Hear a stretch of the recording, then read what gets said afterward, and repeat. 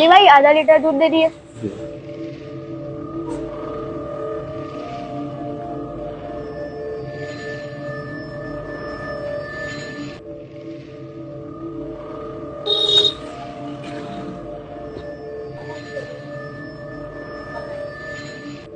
अली भाई ज्यादा लग रहा है। ठीक है बेटा ले जाओ। ये लो। ओके भाई पावर भिंडी दे दिए। अच्छा भिंडी चाहिए? जी।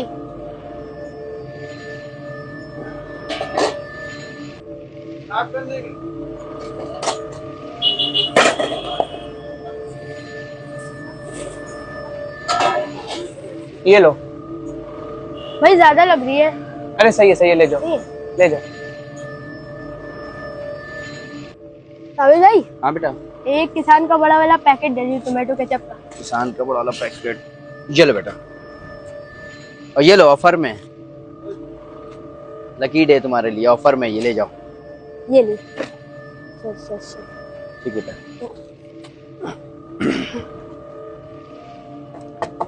अरे भाई साहब। भाई बताइए। अरे भाई साहब एक टमाटो केचप दे दी किसान का। जली भाई। भाई ये ऑफर वाला? भाई ऑफर कोई नहीं इसके ऊपर। कोई नहीं? नहीं। ये मैं क्या देख रहा हूँ सुबह से, दूध वाले के पास बच्चा जाता है, आधा लीटर दूध मांगता है, वो 1 लीटर दे देता है। फिर सब्जी वाले के पास गया, वो कह रहा भाई पाव भर भिंडी दे दो, तो आधा किलो दिए दे रहे हैं। समझ में नहीं आ रहा है कि ये यहाँ हो क्या रहा है ये सब। जाइए भाई साहब।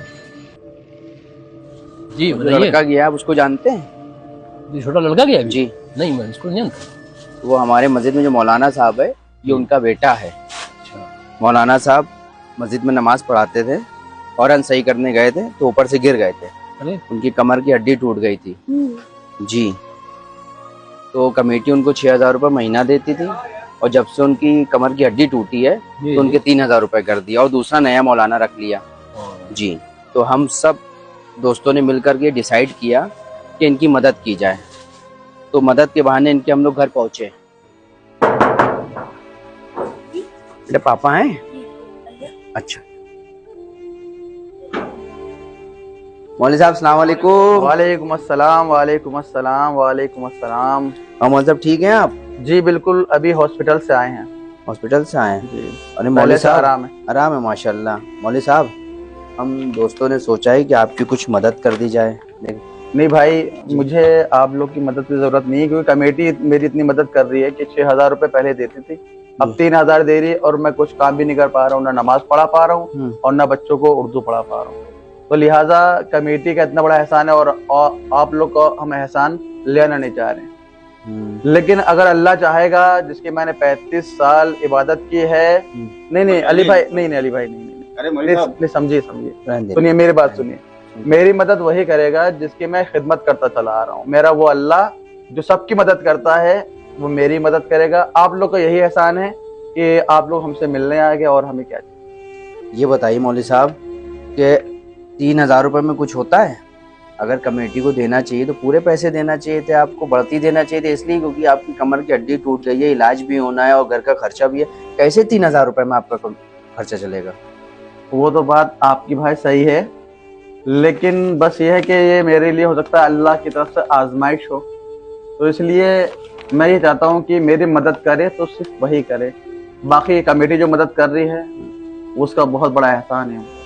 चलिए ठीक है मौलवी साहब, मौला आपको सेहत दे इंशाल्लाह। जी आमीन। ठीक है, दुआ में याद रखिए इंशाल्लाह। ठीक है भाई। आइए अली भाई। अली भाई, मौलाना साहब बहुत खुददार हैं। मौलाना हो तो ऐसे हो। सही बात। लेकिन हमको कुछ तो मदद करना चाहिए था। बिल्कुल मदद करना। बिल्कुल सही कहा, सोचते हैं। सुना आपने? मौलाना साहब ने मदद नहीं ली हम लोगों की, क्योंकि वो खुददार थे। उसके बाद फिर हम सब ने, मोहम्मद भाई ने, हमने, सादिक ने और अली भाई ने डिसाइड किया कि इनकी मदद कैसे की जाए। सोचा कि जब इनका लड़का आएगा, हमसे सौदा लेगा, दाल चावल है, सादिक से सब्जी है, अली भाई से दूध है, तो उसको बढ़ती दे देंगे। इस तरीके से उनकी मदद भी हो जाएगी और मौलाना साहब की खुददारी भी बरकरार रहेगी और हम लोगों को सवाब भी मिल जाएगा। हाँ एक बात और, अगर आपसे कुछ मदद हो जाए तो उनकी कर दीजिएगा। भाई मैं मदद नहीं कर सकता उनकी। क्यों भाई? क्योंकि असल में मेरा कारोबार जो है कफन का कारोबार है। कफन का है? जी भाई। ये तो बहुत अच्छी बात है भाई, आपका कारोबार कफन बेचने का है। तो ऐसे ना जाने कितने गरीब है जिनके पास पैसे नहीं होते कफन खरीदने के। तो आप अगर ऐसे किसी के बारे में सुनिएगा तो उनकी मदद कर देगा, उनको कफन आप दे दीजिएगा, तो आपको कितना सवाब मिलेगा। ठीक है ना भाई? बिल्कुल सही कह रहे तावी भाई, ये मशवरा आपका बहुत मुझे पसंद आया। ठीक है, शुक्रिया, तो हम याद रखिएगा।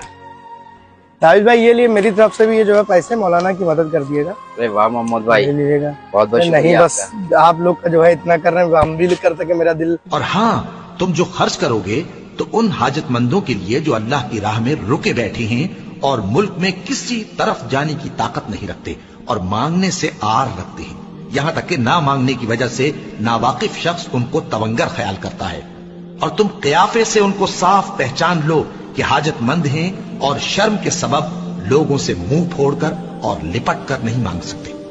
और तुम जो माल खर्च करोगे कुछ शक नहीं कि अल्लाह उसको जानता।